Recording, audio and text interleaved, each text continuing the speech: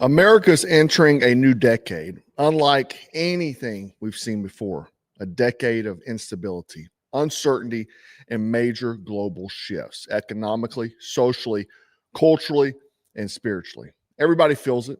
Most try to deny it, but those who prepare now are going to be the ones who endure when everything around them gets shaky. Tonight, I'm giving you the 10 essential skills every American needs before 2030. The skills that build dangerous, capable, prepared men and women in a collapsing culture. This is not fear. This is preparation. This is discipline. This is becoming hard to kill in a world that's getting soft and confused. And everybody throws around Agenda 2030 like it's just some mean conspiracy on the internet. But let's be real. When you want to pin it on the UN, the World Economic Forum, these agendas converging, centralized control, digital identity, AI governance, climate rationing, all of it. And every single day, it becomes harder to ignore. Okay. Behold the pale horse.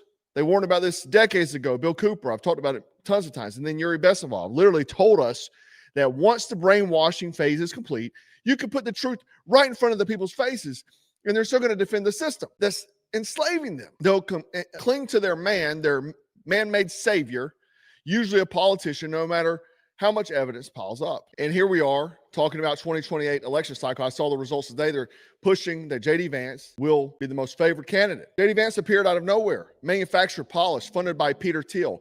The same Peter Thiel, heavily involved with Jeffrey Epstein. Now everything starts making sense. Epstein funded Peter Thiel. He also was one of the funding founders of crypto.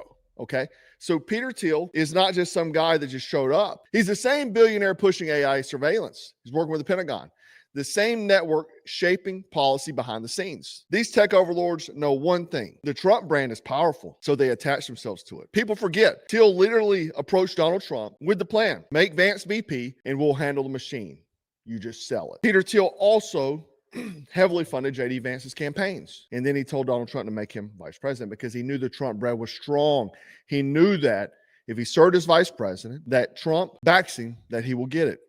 And Trump did. Meanwhile, I want you to look at the policy shifts that no one is talking about. Okay. Continuing Ukraine funding, expanding H-1B visas, soft peddling the Epstein files, backing Lindsey Graham, hosting literal socialists in his orbit, entertaining foreign military presence on U.S. soil, pushing student loan forgiveness, Biden's agenda. That's not America first. That's the same leftist globalist playbook, just wrapped with a MAGA bow. But because the Trump brand is so strong, the cult followers will rationalize it.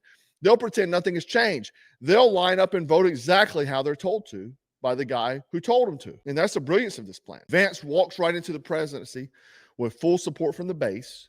And the people cheering the loudest won't realize they just ushered in surveillance state that these tech elites have been building for a decade. Peter Thiel has been openly talking about revelation, apocalypse scenarios, end-time government structures. You think that's accidental branding? He just did a course on the Antichrist. No, guys, this is mapped out. And 2030 isn't some distant year on paper. It's 5 years away. The clock is ticking. Your time to get prepared is right now. Number one, situational awareness, a skill that saves you before anything starts, staying frosty.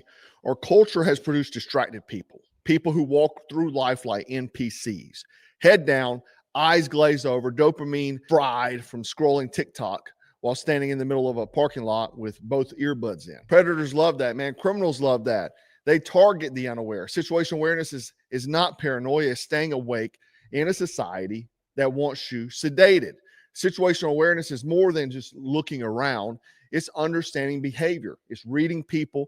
It's recognizing pre-attack indicators. It's sensing tension before it breaks. Most victims never see the threat until it's touching them. Most predators are stopped simply because someone looked them dead in the face with confidence. Rome fell when its citizens got complacent, comfortable, and America is repeating the same pattern. Being awake puts you in a tiny percentage of people who actually survive contact when real-world violence happens. Tactical tip number one, run the head, hands, exits. Scan everywhere. If you know who's around, what their hands are doing, and where you can bail out, you're already ahead. Keep your chin up, eyes up. People who look aware rarely get targeted. Sit facing the entrance in public places. You're not a damn NPC, act like it. Limit phone usage in transitional spaces. Okay, parking lots, gas stations, doors, escalators. These are ambush zones. Skill number two, violent capability. We're entering a violent era again. Okay, violence never left the world. America just pretended it did. Now it's back on the front page. We have gas station attacks, random assaults, road rage shootings, mob violence, people getting jumped on the subways, on sidewalks, and stores getting unalived everywhere. And the truth is, when evil shows up, you are the first responder, not the cops, not the government, not society. You don't need a black belt. You just need baseline capability, enough to escape, enough to protect your family, and enough to stay alive. A civilization collapses when men become weak spectators instead of active protectors. Rome saw it, so did Weimar, Babylon, every failed empire. We keep watching masculinity be demonized, mocked, and drugged while violence rises. That's a recipe for national dysfunction. They say that, demonizing firearms, demonizing defending yourself. A man just got put away because he defended himself. Literally got attacked, taken to the ground. He shoots the bad guy. He gets 4 years in prison. Just happened. Let me give you some tactical tips. Know how to strike, jab, cross, elbow, knee. Simple, brutal, and effective. Learn one escape for each of these attacks. Rear choke, bear hug, wrist grab, ground mount. One escape per situation can literally save your life. Bruce Lee said that a man who practices one technique 1,000 times is more dangerous than a guy who knows 1,000 techniques. Okay. So, and I've got tons of YouTube videos for free showing a lot of this information, and you can go check that out. Just go through my combatives playlist there. And then carry a blade, okay, that you actually train with, not as a toy, not as a tool. Okay. That's why I always try to have the training blades, so that way you can train this stuff and be ready, be frosty, strapped, and dangerous, okay? Practice controlled aggression. Panic loses fights, intent wins them. Stay strapped at all times. Carry reloads, no tactical shooting, not point shooting or range shooting, but using cover, clearing malfunctions, shooting and moving. Skill number 3, I don't think I talk about enough, is physical fitness. Strength is a survival skill. America has engineered weakness, plastics in food, seed oils, replacing real nutrition, sedentary lifestyles, video games, porn, comfort worship, dopamine addiction. I even remember back in the day when you actually had to go up and talk to a girl, ask for a number, take her to dinner if you don't get shot down. Now it's hooking up on Tinder or AI porn. Weakness is profitable. Weakness is controllable, and weakness is the modern religion. But weakness is deadly. In every collapse, historic or modern, the physically capable survive. Physically weak are the first casualties. Fitness is not about aesthetics, although looking like a warrior does help. Fitness is about function. Here's some tactical tips. Number 1, run a mile without stopping. This is your flee or fight baseline. Number 2 is carry 40 to 60 pounds for a mile. Your kid, your partner, your gear, it's your responsibility. Build iron grip strength. This improves fighting, climbing, shooting, everything. And then 4 is do daily calisthenics, push-ups, pull-ups, dips, bodyweight squats. No excuses. Do the stack. I created the stack. You've probably seen it. If you read my protocols, got it in there. STACK is acronym for strength, tenacity, agility, conditioning, and kinetics. And I'll send an email blast detailing this exercise program if you're signed up for our email. Skill number 4, obviously with Peter Thiel and all these other guys, digital survival. Your phone is either a tool or a tracker. You're living in the most monitored generation in human history. They track your movement, your purchases, your conversations, your habits, your social circle, and your weaknesses. People worry about Big Brother, but forget about big corporations, man, foreign actors and criminals running digital exploitation 24/7. Digital literacy is no longer optional. It's truly mandatory. Number 1, use 2-factor authentication on everything. Your accounts are worth more than your wallet to the criminals, okay? Number 2 is turn off Bluetooth and Wi-Fi when not in use. It stops passive tracking. Number 3 is never share your location in real time, especially with kids. The predators are watching. They see when you're not home. Number 4 is minimize your digital footprint. I teach this deeply in the Gray Man protocols, how to reduce your trace in a world obsessed with tracking you, okay? Also pick up one of our Gray Man Faraday bags so you can go ghost, if you know what I mean, when necessary. Skill number 5 is home defense. Layering, okay? Your home must become a fortress. Your home is your castle, but most people treat it like it's a hotel room. No layered security, no reinforced doors, no lighting strategy, no escape plan, no defensive staging. Criminals are not going to knock politely. They're coming fast, aggressive, armed, often with multiple people. Your home must be layered like an onion. Each layer buys you time. Let me give you some tactical tips. Reinforce your door frames and your deadbolts. Cheap upgrades that stop kicks, right? Number 2 is set up motion lights and cameras. People hate being seen when doing dirt.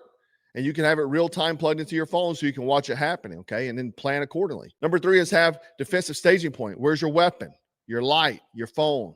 Know it. Number 4 is practice home walkthroughs at night. No blind spots, corners, choke points. And if you're a commando level member on this channel, you can watch the Watchman Home Security Home Defense film for free here on YouTube. It's something highly produced. We spent a lot of money and time building it. We used to sell it, but I'm giving it to you for free if you're at commando level. Skill 6, vehicle security and mobility.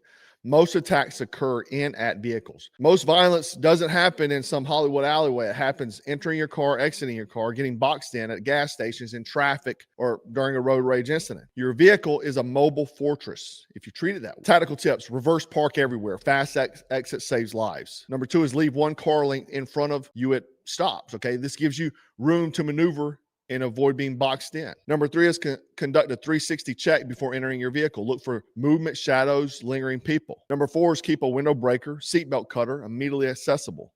You don't know if you're going to flip that bad boy, wind up upside down, and everything catches fire. You want to be able to get out of it, okay? Skill 7 is financial survival. The economy is shifting hard. This is where people get wiped out. Inflation's real. Debt traps are exploding. They're talking about doing 15 years car loans and mortgages for 50. Wages aren't going up. Digital currency is coming. The middle class is being squeezed to death. It's not fear. It's not conspiracy. It's just plain math. Financial survival is not about being rich. What it's about is not being controlled. A man in endless debt cannot be free. He can't make decisions. He can't leave a bad situation. And he can't protect his family effectively. Some tactical tips for that is 1, eliminate high interest debt immediately. Okay, debt is bondage. Number 2 is build a 3-month cash buffer. Cash keeps you alive when the system fails. Number 3 is start a small side income or skill-based revenue stream. Survival favors the adaptable. Number 4, study my financial warfare protocol. It trains you to think in crisis economics, preparing for the world we're sliding into. And get the gray man protocol. Hiding your financial moves is as important as making them. Skill 8 is emergency medical skills, right? You're your own first responder. Most people will freeze during a medical emergency. Blood scares them. Injuries overwhelm them. They shut down. Panic ensues. But medical emergencies are fast, man. You have minutes, sometimes seconds to act. Knowing basic trauma responses will save lives. Some tactical tips for you: learn to apply a tourniquet fast. Okay, practice it. Speed matters. Teach your family how to do it. Number 2 is either buy or build a trauma kit you actually understand. Okay, ours is probably the best, not gonna lie. It's not because we sell it, because we designed it to do so. Me and Mark from Centerline Systems, we put our experience together and built this bad boy, and it can pretty much be mounted anywhere on your belt or whatever. It has all the essentials, and under stress and duress, you can hurry up and pull this big red tab like you're jumping from an airplane, this ripcord, and it shoots the medical gear out. The medical gear is here made by North American Rescue as well, quick clot and all that kind of stuff. And you have your tourniquet there, quickly accessible on the outside of your kit. You don't want some kind of first aid box. Now, first aid boxes are good, but you need a trauma kit. Number 3 is learn CPR and burnout recognition. Saving a life isn't Hollywood, it's repetition. You have to familiarize yourself with it, and it's a skill that will fade away in your mind if you don't keep it up to date. Okay, it's a perishable skill. Get familiar with your field surgical kit as well. Know what each tool does before an emergency. Skill number 9 is crisis decision making. Weak minds die in chaos. When society gets shaky, weak minds disintegrate, man. They panic, they freeze, they shut down, they follow the herd into danger. Strong men and women lead when others collapse. Crisis decision making is about clarity, calm, and conviction in the middle of the confusion. Some tips for you is make decisions quickly in crisis. Indecision is deadly. Number 2 is train your brain under stress. Okay, cold exposure, hard workouts, breath control. Number 3 is develop a family emergency plan. If shit hits the fan, who calls who? Where do you meet? A plan will save a lot of stress, especially if you practice the plan. Because in that moment, you don't have to think. You don't have to make a decision. It's already been made. Number 4 is build a daily discipline routine. Discipline creates stability. Stability creates clarity. All right, skill 10. This is probably the most important one. Spiritual readiness. The collapse is also spiritual. We're seeing that. This is the part society hates to talk about. Every empire collapses spiritually before it collapses physically. Rome drowned in hedonism. Babylon drowned in pride.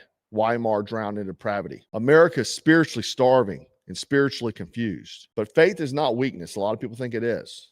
Okay. Faith is not pacifism. Faith is not softness. Faith is armor. It's clarity, conviction. It's the backbone that produces strong men who stand against evil. Even Jesus said, sell your cloak and buy a sword. That wasn't poetry. That was preparation. Some tips for you. Develop a daily spiritual discipline. Prayer, reading, reflection, strong spirit, strong mind. Number 2 is surround yourself with righteous men. Wolves don't run with sheep. Number 3 is stand firm in your values. No matter what culture pushes, no matter what the man in the White House says, a man without conviction is a leaf in the wind. You see him blowing right now. Oh man, we'll forget about the Epstein stuff, all those children, because it's a hoax. You see it happening. Men are just falling on their knees for a man, a politician. Number 4 is lead your family spiritually. A home without spiritual leadership collapses fast. Now, these 10 skills are not suggestions, okay? They are survival. They are the blueprint for being strong, dangerous, capable in a decade that is going to test everybody. The world is changing. The question is whether you change with it or get crushed under it. Don't be soft. Don't be comfortable, complacent. Comfort is the cage they keep you in. They want you in it. Be the outlier, the anomaly. Be the man or woman who trains, thinks, prepares, and stands firm when the world goes unstable. And listen, once you build these skills, you can't stop there. The world is not going to be survived alone. I don't care how tough you think you are. Lone wolves die. Packs endure. You need to build a tribe of like-minded people who actually give a damn about being prepared, being disciplined, and being dangerous in a righteous way. Iron sharpens iron as one man sharpens another. Proverbs 27:17. That's not a cute line on a church coffee mug. That is a battlefield principle. You get sharper by being around other sharpened men. You get better when you're challenged, when somebody holds you accountable, when somebody pushes you to the level instead of enabling your weakness. Your tribe should make you uncomfortable. They should expose the gaps in your skill sets. They should force you to grow. And in the chaos that's coming, skills aren't enough, man. You need people you trust, people that can watch your six, people who share your values and aren't going to fold when the system applies pressure. Because when the surveillance state locks in, when resources get controlled, when movement gets restricted, community will be the only currency that matters. Build your tribe now. Sharpen each other now before it's too late. And stay frosty, stay strapped, and always stay dangerous.